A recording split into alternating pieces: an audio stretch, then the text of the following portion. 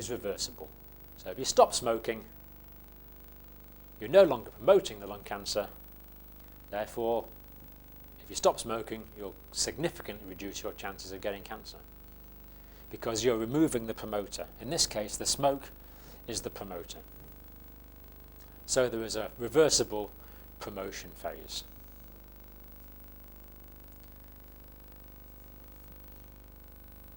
But once that reaches a particular point, there's inhibition of suppressor genes.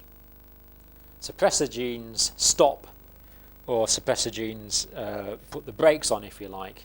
They limit the ability of the cell to divide. But when the suppressor genes are inhibited as a result of the initiator and the promoter, then a cancer will develop. And at this stage here, the cancer is now developed. And then the cancer will progress. This is referred to as the progression phase. And typically, unless it's resected or dealt with promptly, this is often irreversible. So now we have a cancer.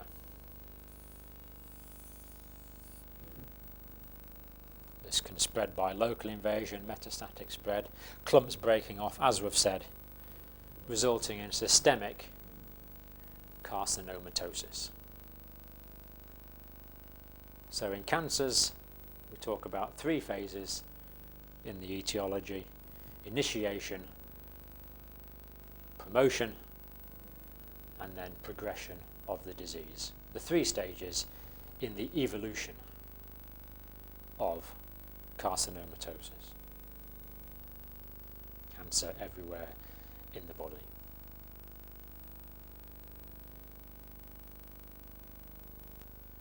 Now, when we're thinking about initiation and promotion of tumours, the order and the application is vital. The initiator must come first, then the promoter must be applied at optimum intervals after this to produce the cancer. Let's look at a diagram that explains this point.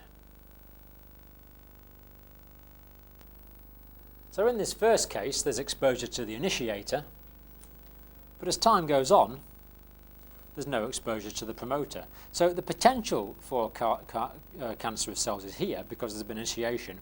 Because there's no promotion, the person's fine. There's no problems. They're okay. Or if there's application of a promoter, but there's been no initiator, then again, because there's not initiation and promotion, then again, the person's okay. Of course, very often, the problem is we don't know what these initiators and promoters are, so there's no cause for complacency here. But suppose the person's exposed to the promoter first, and then the initiator. Well, the promoter can only work once the tissues have been initiated, so promoter first, then initiator, well, again, no malignancy will arise. And even if there is the initiator, followed by the promoter, but the interval is wrong, it's a suboptimal interval for causing cancer, then again, there won't be a tumour.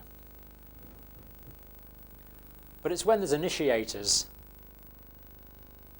followed by promoters at optimal intervals, like on this case, then the end result is malignancy and ultimately, usually, death. So initiators followed by optimal interval application of promoter. According to this theory, the initiator-promoter theory leads to the development of carcinomas. So let's go on and clarify now this idea of the multi-stage theory of the etiology of cancer. So as we've already said, we've got initiators.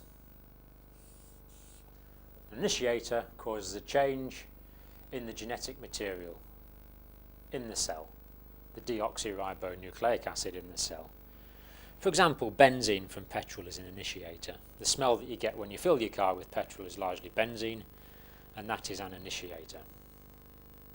So that can cause a change, and then if a promoter is applied, the promoter will act on the change which the initiator has brought about. So the promoter is applied at regular intervals over time. And remember, removal of the promoter in pre-malignant tissue can remove or reduce the risk. So cigarette smoke, as we've said, contains carcinogenic promoters. So when people stop smoking, the promoter is removed and the risk is reduced. So if people stop smoking when they're young, the risk can go almost back down to normal. But it can take up to 20 years if someone has smoked for some time to bring the risk back down to normal levels. Turpentine is another example of a carcinogenic promoter.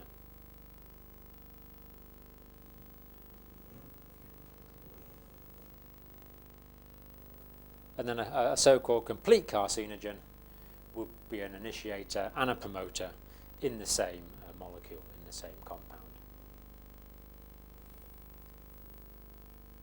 And by a similar token, an incomplete carcinogen is a chemical which will not cause cancer on its own. It will be an initiator or a promoter, therefore will only cause cancer in the presence of another molecule.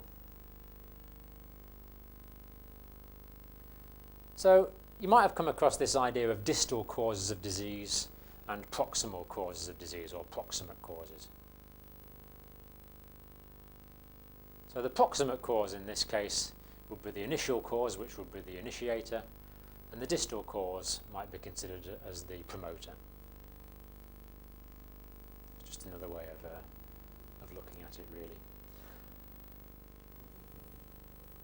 But let's go on now, and we're going to look at how tumours are graded and how they are staged. So we're going to look at tumour grading and then tumour staging after that. And this is important because it lets you know where your patient is at in regards to the progression of the disease and how likely it is the disease will be curable, treatable, reversible, or will it be irreversible and terminal. And it's quite important to know about because once the disease has reached a particular stage, the emphasis of care changes from being focused on treatment and cure to being focused on palliative care and making the time the patient has left more comfortable. So quite important to know about. So let's first of all think about tumour grading. How are we going to grade a tumour? Well, this is an aspect of histology. And really it's an estimate of the differentiation of neoplastic cells. How well differentiated are the tumour cells? And the idea here is that normally when a slide is examined histologically, the tissue will look like the tissue it's come from, obviously. So if you take some thyroid tissue, that's going to look like a thyroid gland. But the more malignant the tissue becomes, the more advanced the stage of malignancy, the less like the original tissue it becomes. So ultimately, some tumours, some metastatic tumours might be examined, and it's just impossible to say where the tissue came from. The tissue is not related to the original tissue at all. It's just cancer tissue, and that's referred to as anaplastic tissue. But let's look at the way that these are actually graded. So a well-differentiated cell would either be normal or possibly a pre-malignant cell. But then as we go down here, this is increasing level of malignancy. So moderately differentiated would be a more serious histological finding than well-differentiated. Poorly differentiated, more serious still.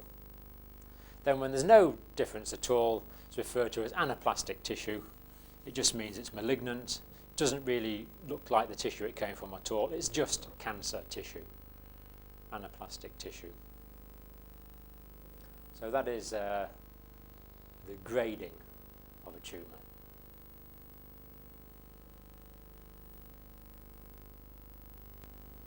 Perhaps more important from a practical management point of view is not so much the grade of the tumour, but the stage that the disease is at. And there's three things to consider here. The first is the site of origin. What is the stage of the tumour at the site of origin? Is it fairly small and well localised, or is it starting to spread into the surrounding tissues? The second thing to consider is, has the tumour spread to the local lymph nodes? Now, any tissue will be drained by particular lymph nodes. For example, tumour in the breast will be drained to the axillary lymph nodes. So if the lymph nodes are involved, that's a sign of spread, and it's clearly more serious. So local condition first of all, any local lymphatic spread after that. And of course, if there's distant lymphatic spread, again, that's a sign that there's more serious metastatic progress of the disease. And the third sign is, are there distant metastases? If there's distant metastases, then basically that means that the person is going to get cancer all over. They're going to get carcinomatosis, and that will be the cause of death. So is the tumour localised, first of all, or has it spread to the lymph nodes, or has it spread everywhere and is going to be an irreversible malignant disease? So that's referred to as the staging of the tumour.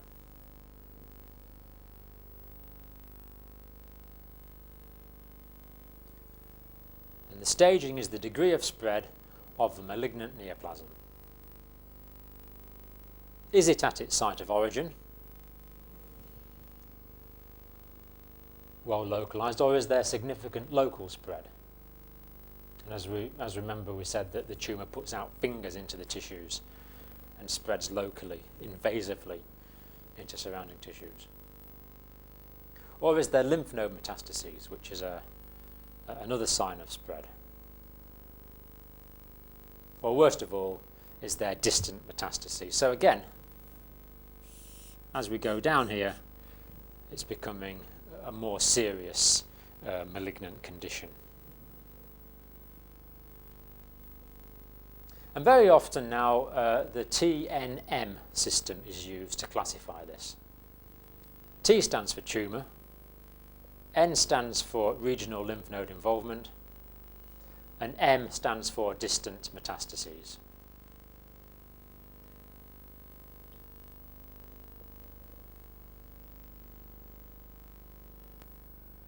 So here we see a representation of a stage in a malignant disease.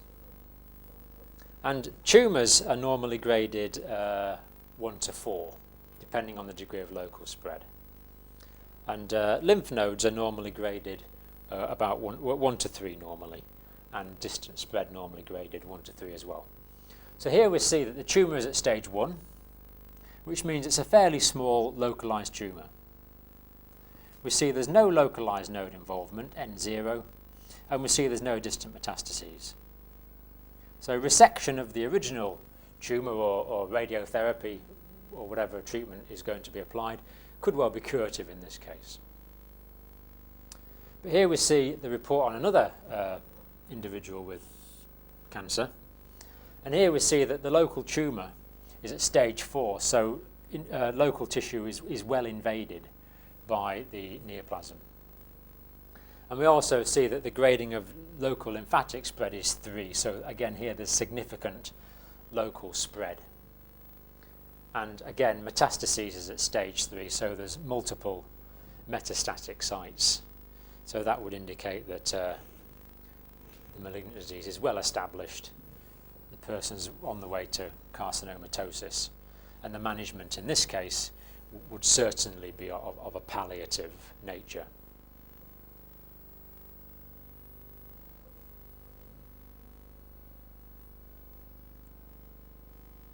Let's now think about hormones in cancers. Well, some tumours will produce hormones, so can sometimes present as endocrine disorders, because if the tumour is producing hormones, that hormone will have its usual systemic effect. And sometimes this production is appropriate, that means it produces the hormone which that tissue would normally produce, but other times the production can be inappropriate.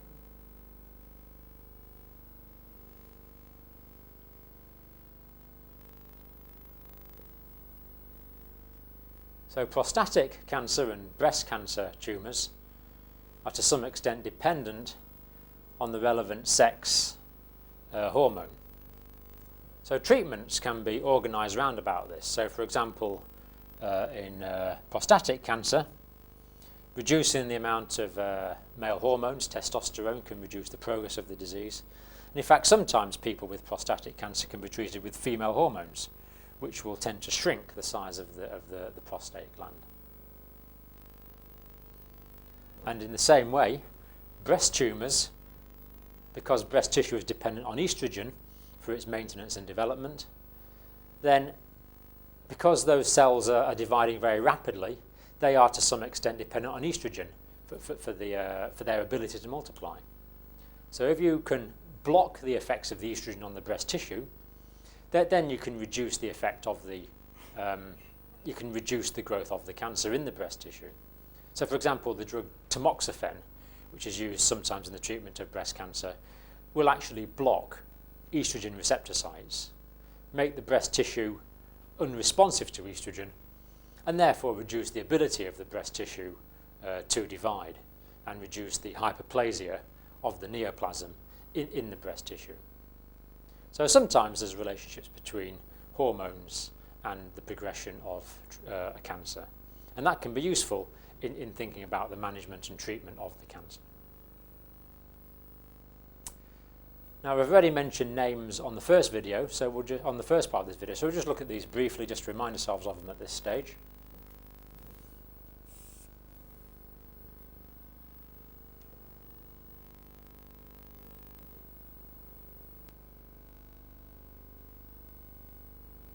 So remember, we said try and learn the suffixes and the prefixes, and then the words should hopefully come to make sense.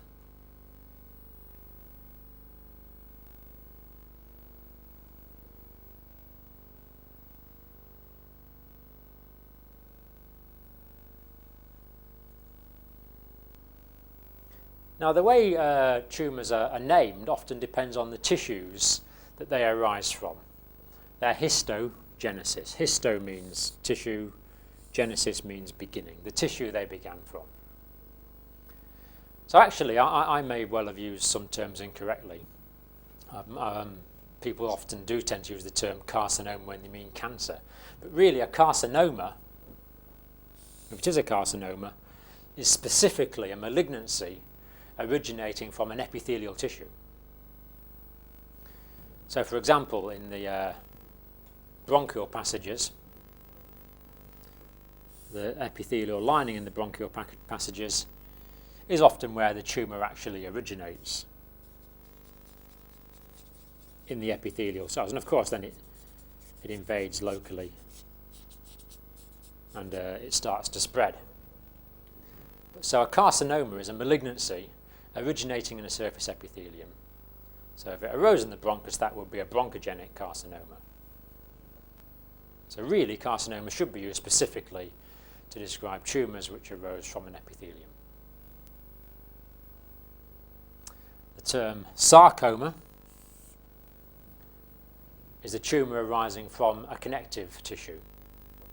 So for example, if the tumour arose in fibrous tissue, the cells which demonstrated the original hyperplasia in fibrous tissue, that would be a fibrosarcoma. So sarcoma, malignancy, originating in fibrous tissue. And a lymphoma would be any malignancy arising from lymphoid tissue.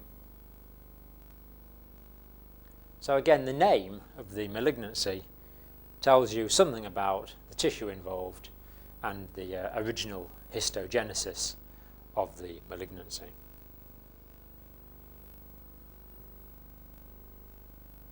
Now, I've already mentioned cancer warning signs and talked about those, so we'll just look at those quickly at this stage.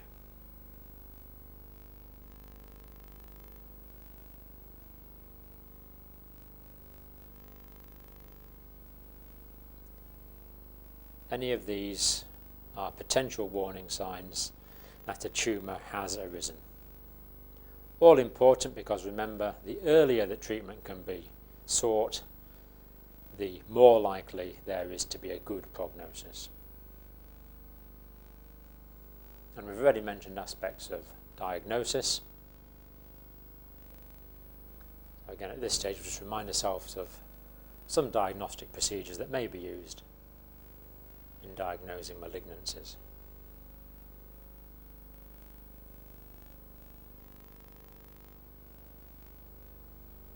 Endoscopy, of course, is becoming increasingly commonly used. So possible diagnostic interventions in malignancy. And of course, these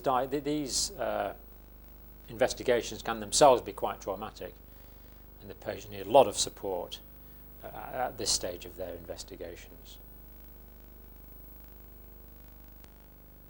Let's now think about the clinical effects of cancer. Now, actually, these can be just about anything, because the malignant cells can spread anywhere. But let's run down a list and get a few ideas of the sort of things that you might see in your patients presenting who have malignant disease. So, thinking about clinical effects, and one is compression. The growth of a tumour can compress surrounding tissues. So, for example, it could compress a bronchial tube and could cause partial occlusion of the airway. And sometimes tumours, if you think of that as being a major vein which is draining the neck into, or the top part of the body, draining into the superior vena cava, tumours can press onto that and cause obstruction of the blood flow. And the head becomes engorged with blood because it can't drain properly. So any tissue really can be compressed as a result of the tumour expanding. And very often, as with any illness, the patients don't feel well. There's general malaise. And there may be space-occupying lesions, SOLs. And this term applies specifically to in the brain. The skull is a closed vault, so anything growing inside the skull is taking up space which should be taken up by brain, blood vessels or other normal intracranial contents. So anything which is taking up space, for example a tumour, will result in cerebral compression and possible raised intracranial pressure. Not necessarily because it's a malignant tumour, but simply because it's taking up space inside the cranial cavity. So space-occupying lesions inside the brain giving rise to cerebral effects. Space-occupying lesions. Patients can feel lethargic, they really can't be bothered doing anything, they sometimes feel sleepy. And there may be ulceration. Again, the tumour can ulcerate through, well, anywhere really in principle, maybe through part of the gastrointestinal tract, or onto the surface of the body, causing ulceration and fungation of the tumour out onto the surface of the body. For some reason, there's peripheral neuropathy, sometimes in cancer, not always, but there may be peripheral neuropathy causing neurological features in the limbs. Don't know why that happens, but it is something that you might come across. Hemorrhage, of course, because tumours can erode through blood vessels. Tumours are invasive and can in theory erode through any blood vessel that they come across, resulting in hemorrhage.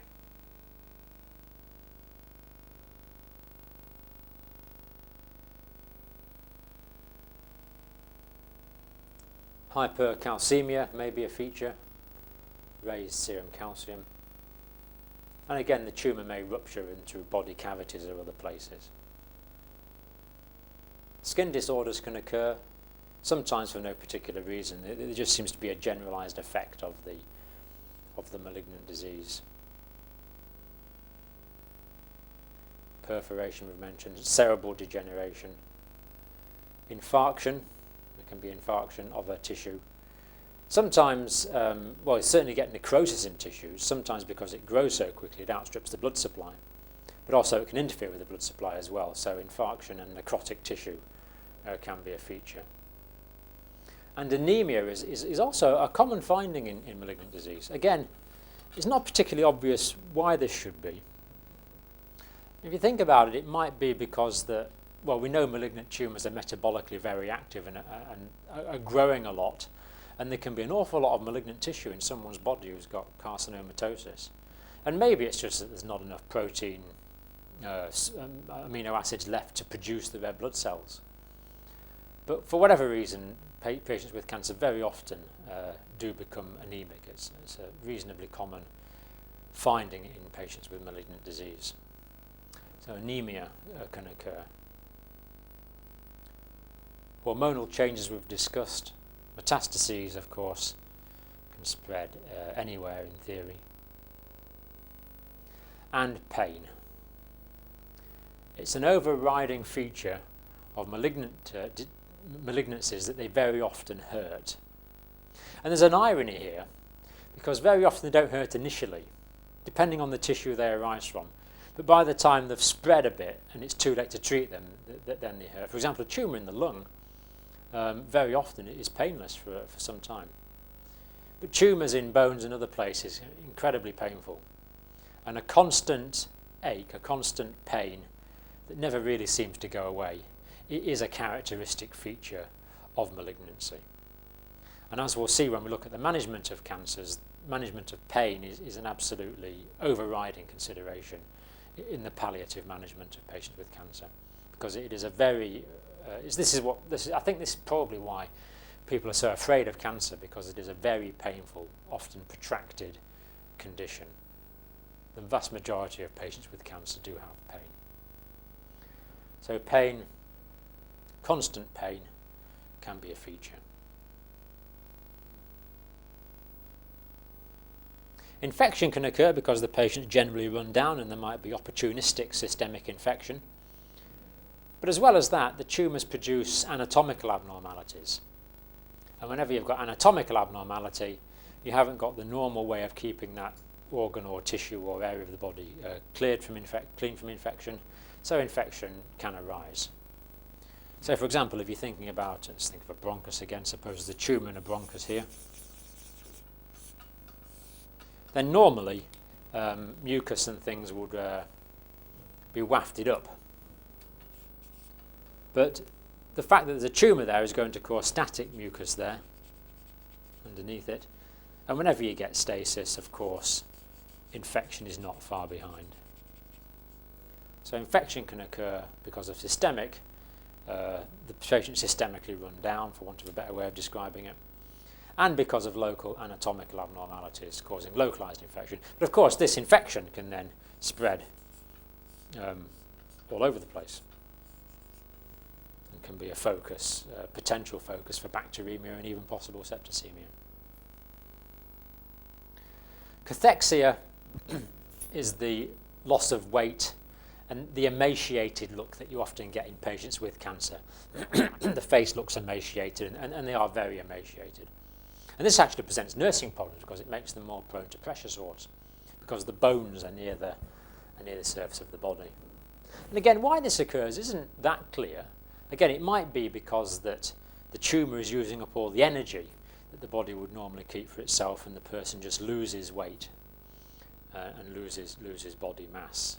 But again, it's not absolutely clear that why this happens, not to me anyway. But it does happen. It's a common finding in cathexia, general emaciation and weight loss in malignant disease. And just to go back to the idea of obstruction, in 1731, Heister first used the term cancer because the patients he looked at were like crabs. Well, what we mean by that is that crabs, the distal parts of the limbs are thicker than the proximal parts. And what was noticed here by Heister was that in some of the patients he looked at, there was blockage to the lymphatic drainage. And that meant that the legs blew up with lymphatic fluid because they weren't draining properly. So he called it the crab for that reason. So that's probably where the term cancer actually came from.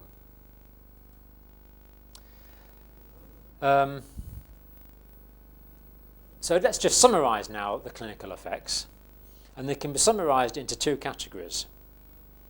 Direct effect of tumours are effects which can be explained by the physical presence of the tumours.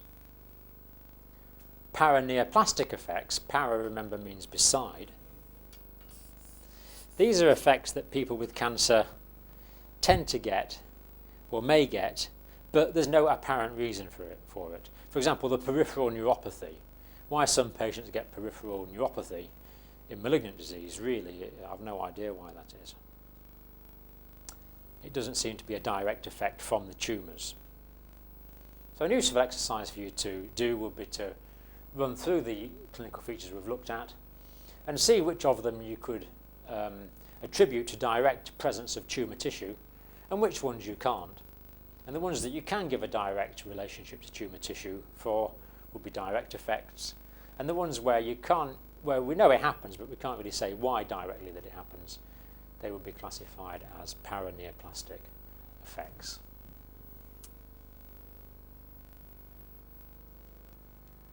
So again, thinking about treatment, it's important to realise whether the treatment is aimed at a cure, whether it's a curative treatment, or whether the treatment is aimed at keeping the person comfortable because the disease has progressed beyond the stage where it is treatable or curable. So let's just think of a few aspects of treatment.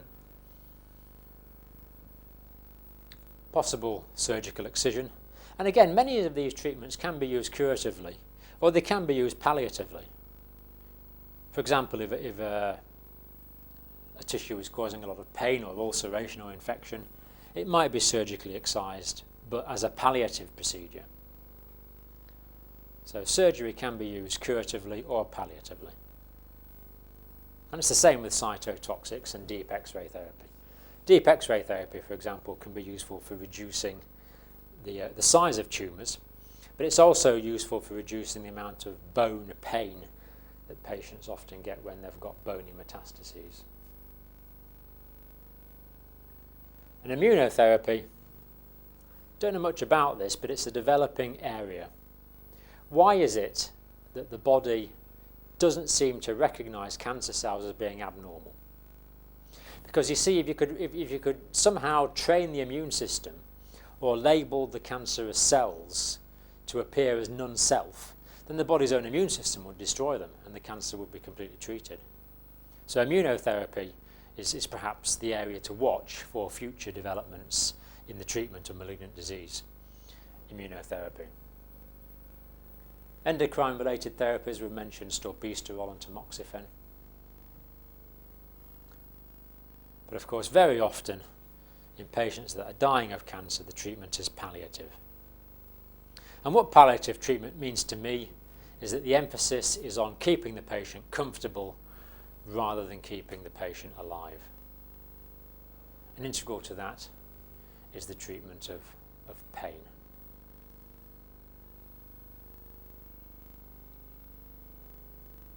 Let's just go on and finish looking at benign tumours and malignant tumours before we go on to concentrate on management.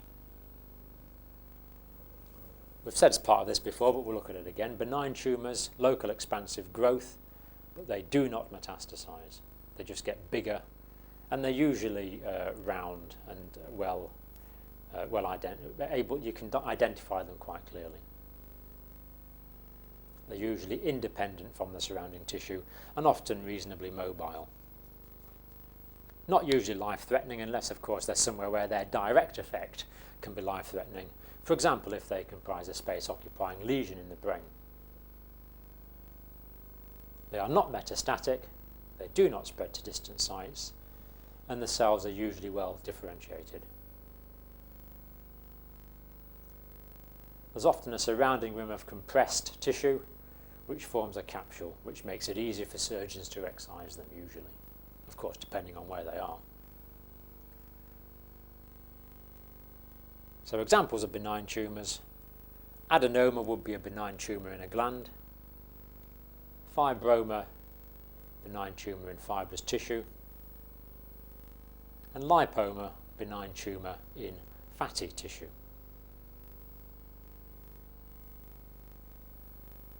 So for example, a myoma would be a benign tumour in muscle, and an angioma, benign tumour in a blood vessel.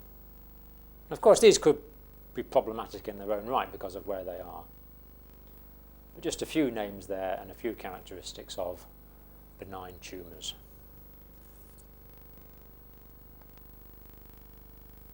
And malignant tumours, just to revise these are destructive and invasive locally. Destructive, they destroy the tissues they come across, and there is invasive local growth. Usually they will develop onto widespread malignant disease, and it will be fatal if they're not treated.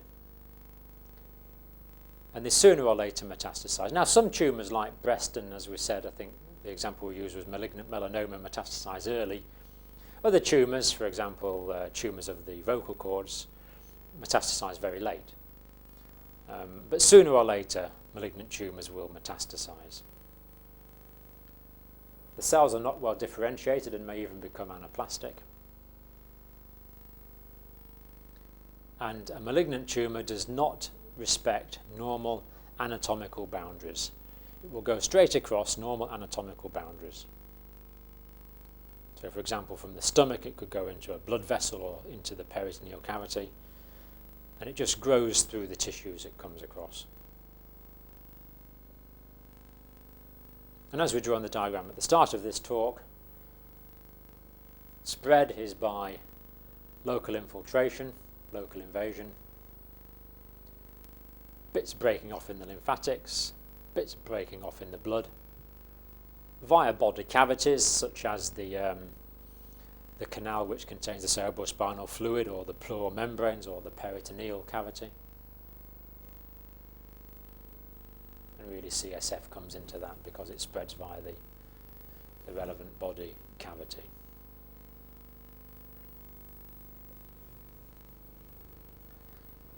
So that concludes our section looking at the pathophysiology of cancer and what's actually going on. What we're going to try and do now is look at the management of cancer. But of course, it's always the challenge to try and relate the pathophysiology with the management. Use the pathophysiology to optimize your management and to give a rationale for why you're carrying out a particular intervention.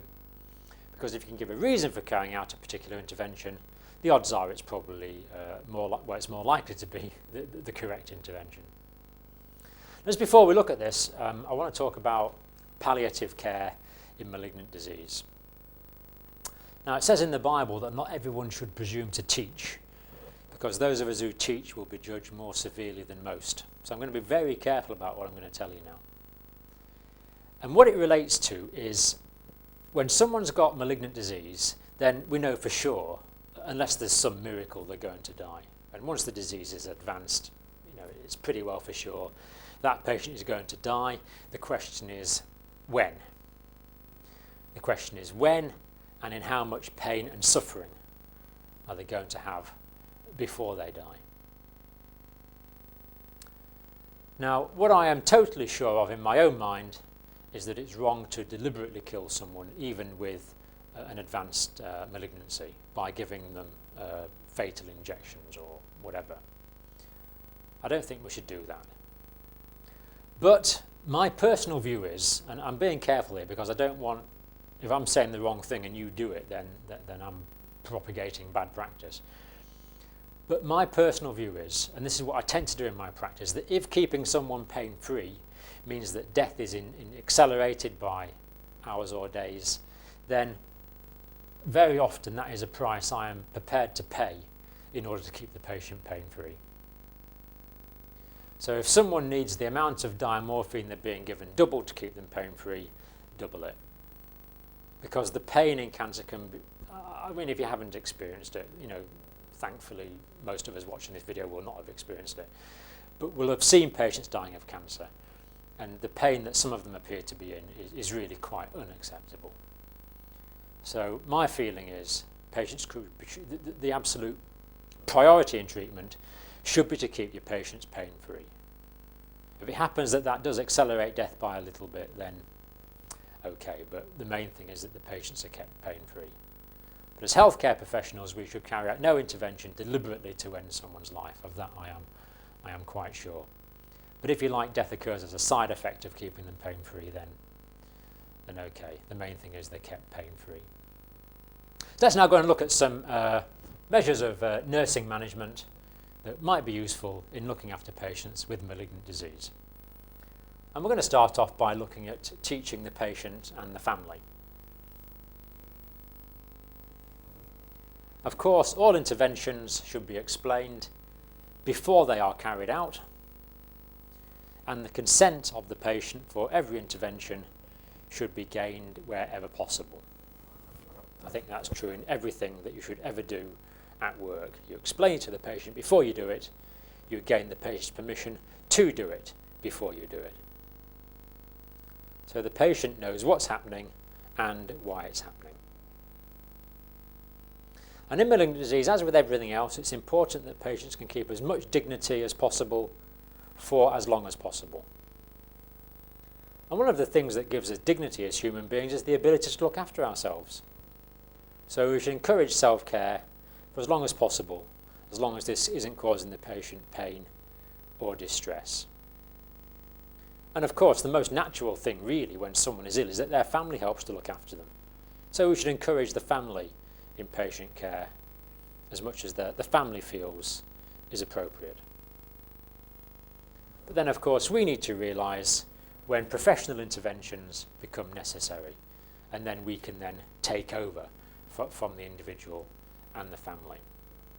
So as with everything, minimise dependence, maximise independence, as much dignity, as much self-care as possible for as long as possible, but realise when you need to intervene and don't hesitate to do so. Next aspect we're going to look at is it's prevention of the effects of immobility, of course. Patients with malignant disease very often are going to be immobilised, and certainly in the later stage of the disease, of course they will be. So we need to prevent pressure sores. And I think we all know now the way to prevent pressure sores is to keep the skin in good condition.